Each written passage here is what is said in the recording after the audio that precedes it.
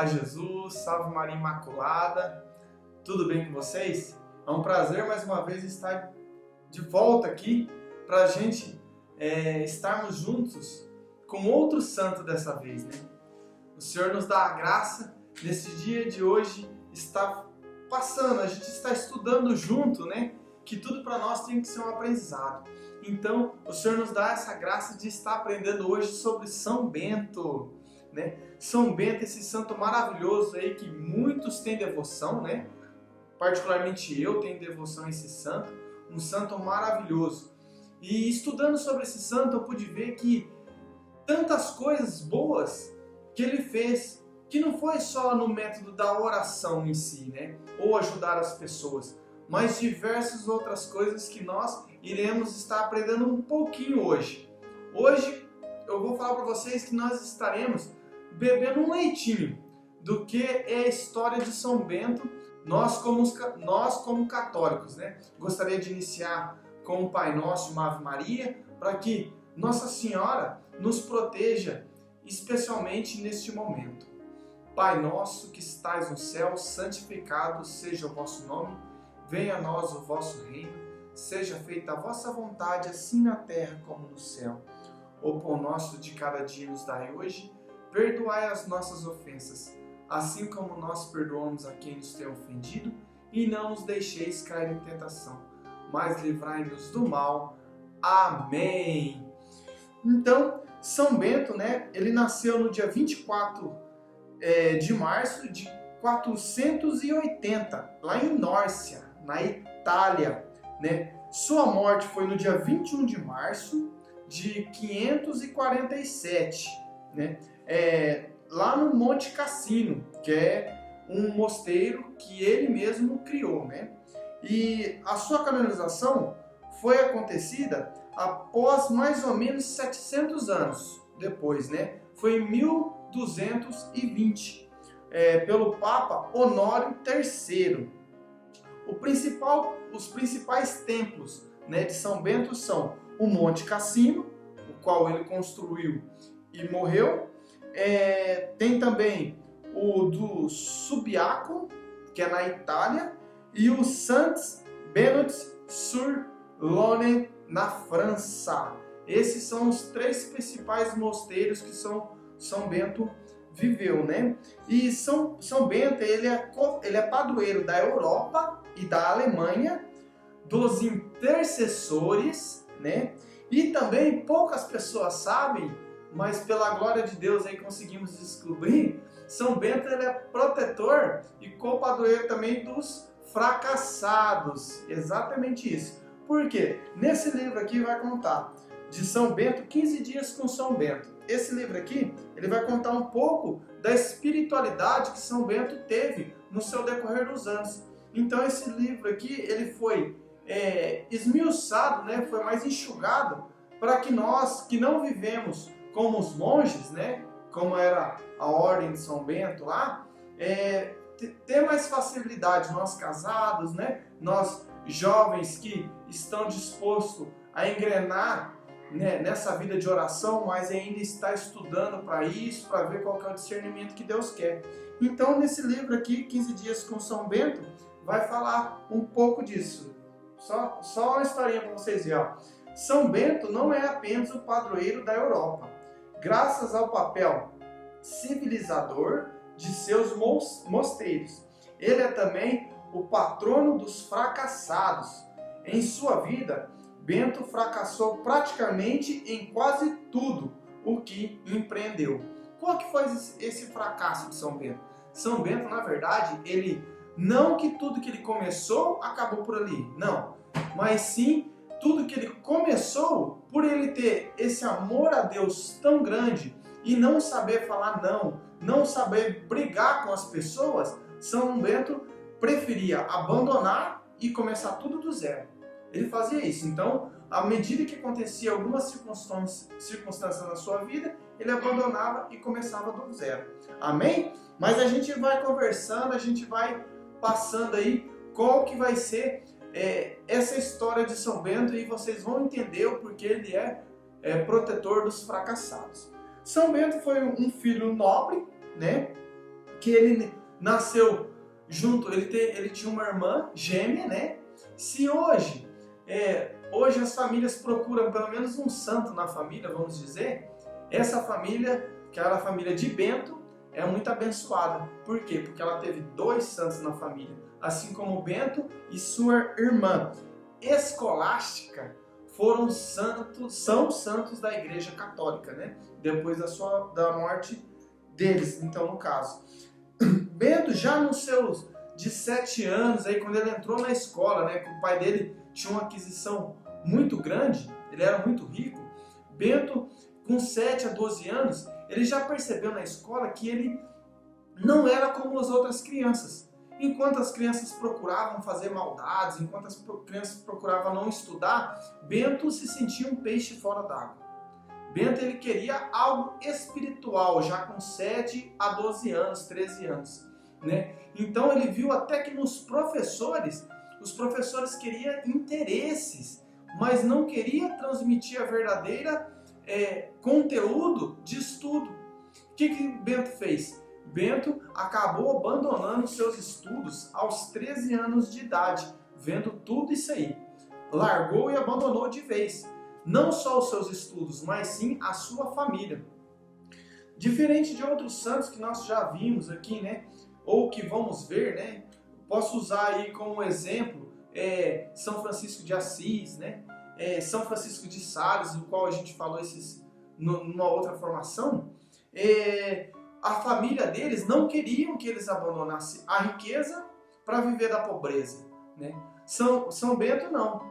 No caso, Bento, quando ele chegou aos pais dele e falou assim, vou largar tudo para seguir a Jesus, ele foi prontamente aceito pela sua família. Não teve briga do pai, não teve briga da mãe, não teve problema com sua irmã. E sim, ele abandonou tudo para sair rumo à jornada que Deus tinha preparado para ele, aos 13 anos de idade. Só que tinha uma moça que ficava junto com ele desde o seu nascimento, como se fosse uma espécie de babá, assim, sabe? Nós diz nos dias de hoje. Então, o que ela fez? Ela seguiu Bento junto com ele, e assim eles foram andando a pé. Bento aos 13 anos de idade, né?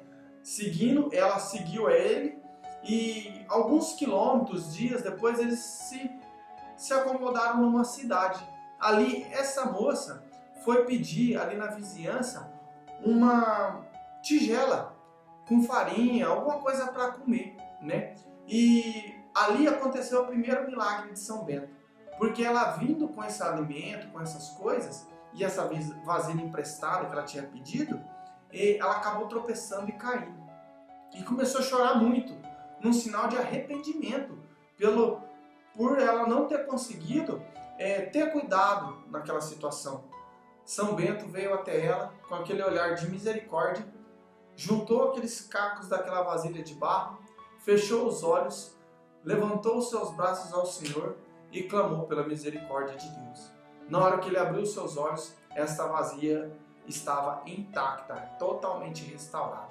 Esse é praticamente o primeiro ou um dos primeiros milagres que São Bento já estava fazendo logo aos 13 anos de idade, né? Então, São Bento ficou por ali durante mais 7 anos, né? Catequizando, ajudando, sempre vivendo do mais humilde possível e se interiorizando. Assim, Deus deu um chamado para ele. Após 7 anos, São Bento já estava com 20, no caso, ele resolveu se excluir do mundo. O que é esse excluir para São Bento? Ele resolveu morar numa caverna. Assim ele poderia meditar, orar e viver o que Deus queria para a vida dele. Então ele, indo em caminho a essa caverna, caçando até um lugar, encontrou um monge e explicou essa situação. Se sentiu firme em falar com o monge. O monge, de prontamente dito, já pegou e falou assim que iria ajudá-lo, né? Ele pegou, já nesse mesmo momento, deu a Bento vários livros, muitos livros católicos da igreja mesmo, que tinham uns mistérios aprofundados na palavra de Deus, muitas coisas aprofundadas no que a Santa Igreja queria falar. Então, ele deu esses livros a Bento, no caso, e também um traje monástico negro que Bento usaria para a vida inteira. Então ele se dispôs das suas roupas, tirou as suas roupas e colocou esse traje, cujo qual acompanharia ele a vida inteira. E Bento adentrou essa caverna. Esse monge que estava ali ajudando não tinha caminho para chegar nessa caverna.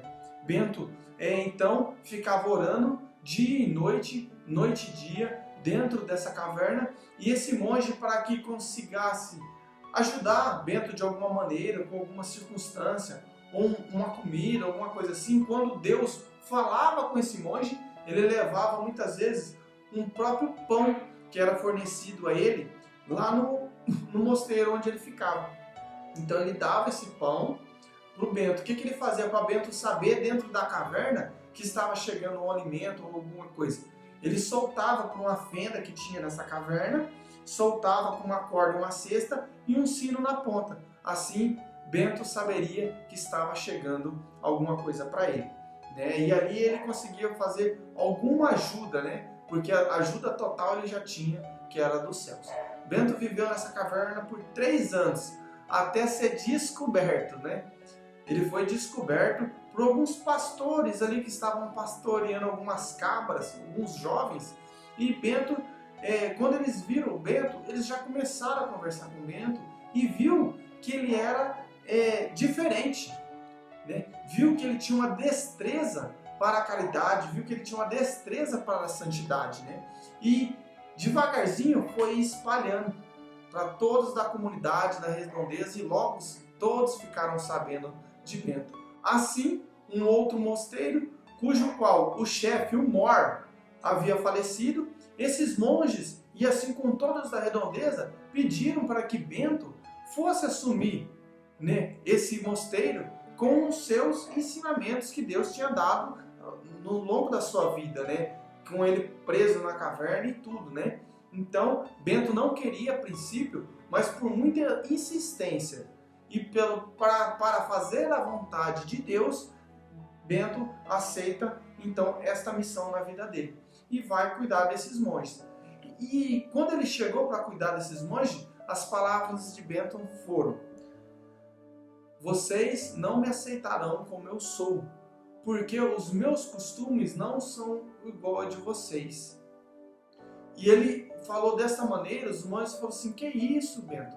Nós vamos aceitar como você vive, como você quer, né? Mas infelizmente não durou muito.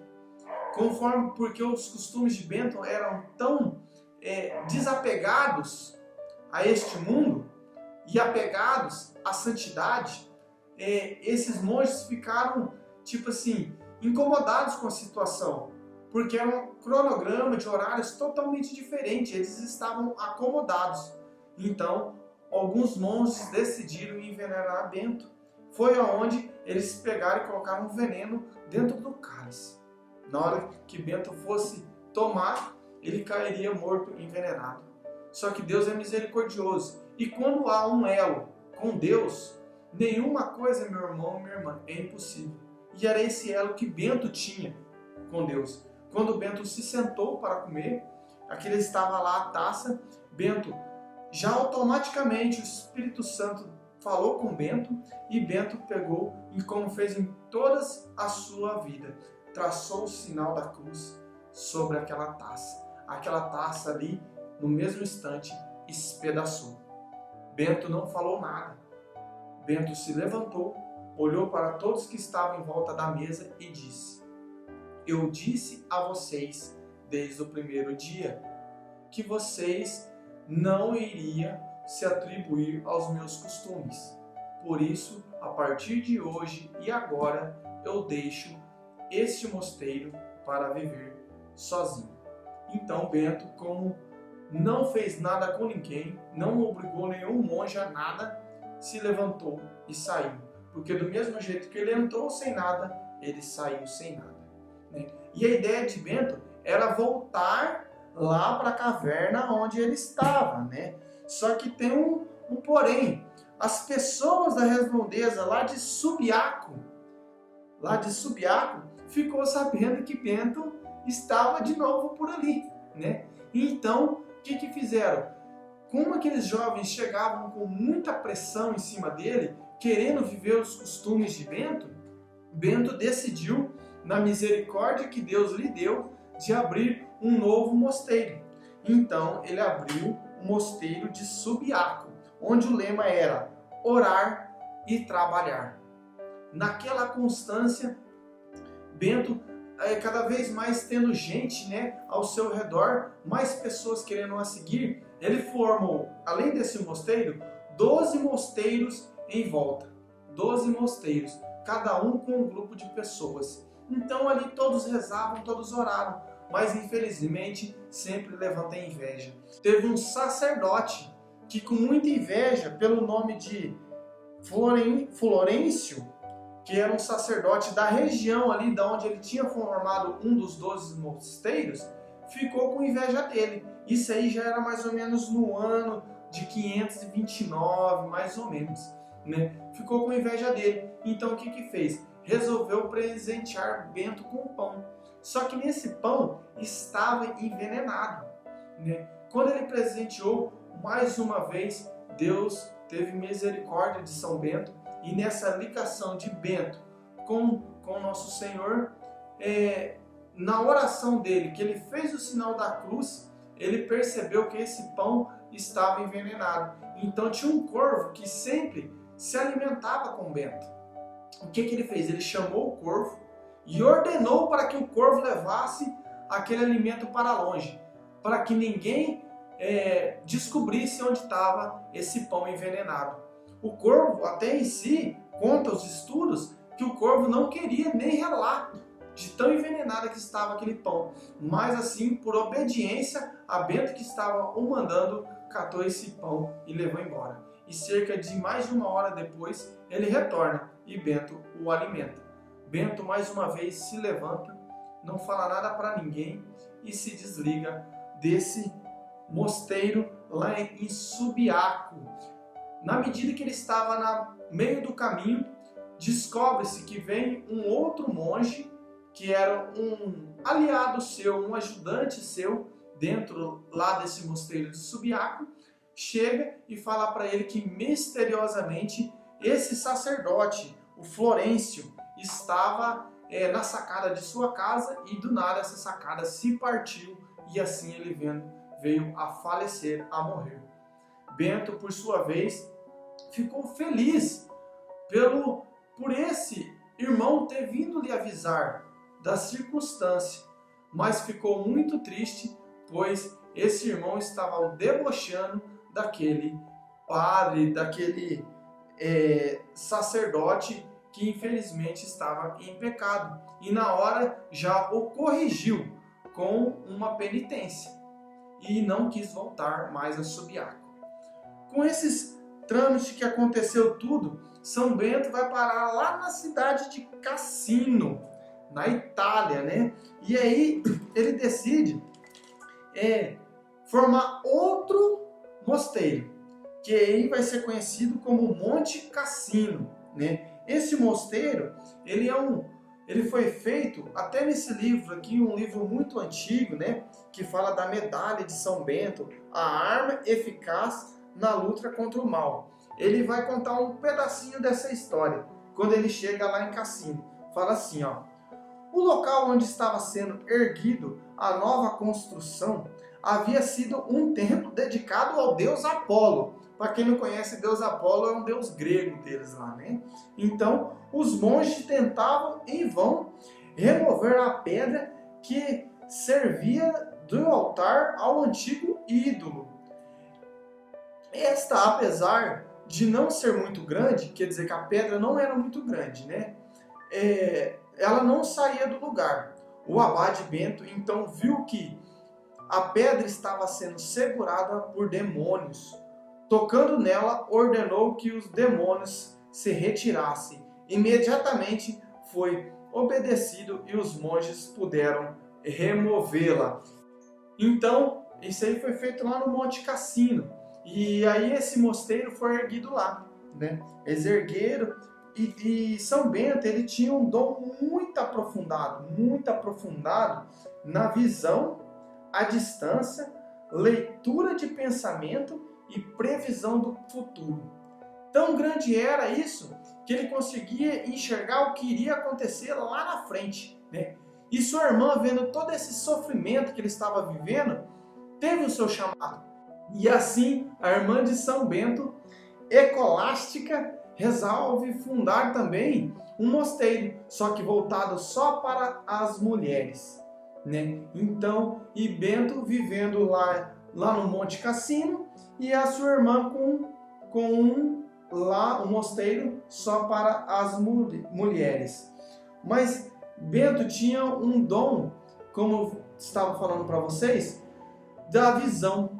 Ele previu que esse mosteiro seria destruído lá no futuro, cerca de 1500 anos depois.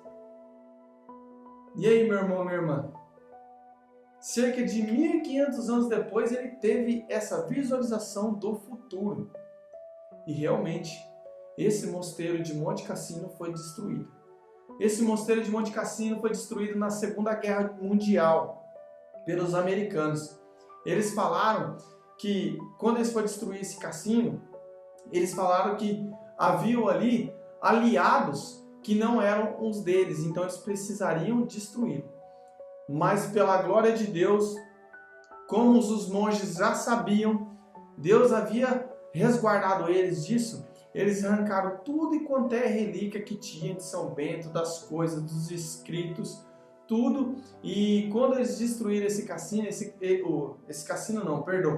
o Monte Cassino, que é esse mosteiro, quando eles destruíram isso, não havia ninguém dentro do mosteiro, não havia nada dentro do mosteiro, pois eles tinham retirado tudo. Depois que acabou a Segunda Guerra, eles reconstruíram ele na mesma medida, nas mesmas formas que ele era lá quando São Bento o construiu da primeira vez, né?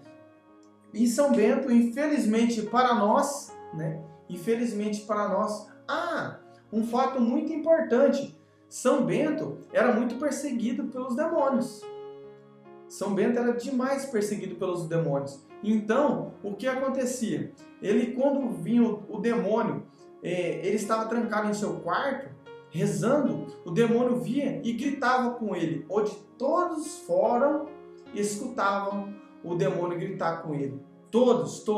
Só que São Bento, ele não encostava em São Bento, porque ele só fazia o sinal da cruz. A todo momento ele fazia o sinal da cruz. Então o demônio não tinha poder em tentar contra o carnal de São Bento, né? Infelizmente para nós, São Bento nos deixou com 66 anos para viver a vida eterna ao lado de Deus, né? E isso aconteceu um certo dia, 42 dias precisos depois que a sua irmã tinha falecido. São Bento pediu para ir à catatumba da sua irmã, junto com outros irmãos ali do mosteiro. Chegando na catatumba, ele pediu para que destampasse ela, olhou para o céu, elevou os seus braços, fez uma oração e já caiu desfalecido. Bento morre com 66 anos de idade, no dia 21 de março de 547, né? 42 dias após a morte de sua irmã. O que ele nos deixou de legado? O que São Bento nos deixou de legado, além das orações, né? São Bento nos deixou de legado a gruta, né, que ele viveu por 3 anos, né?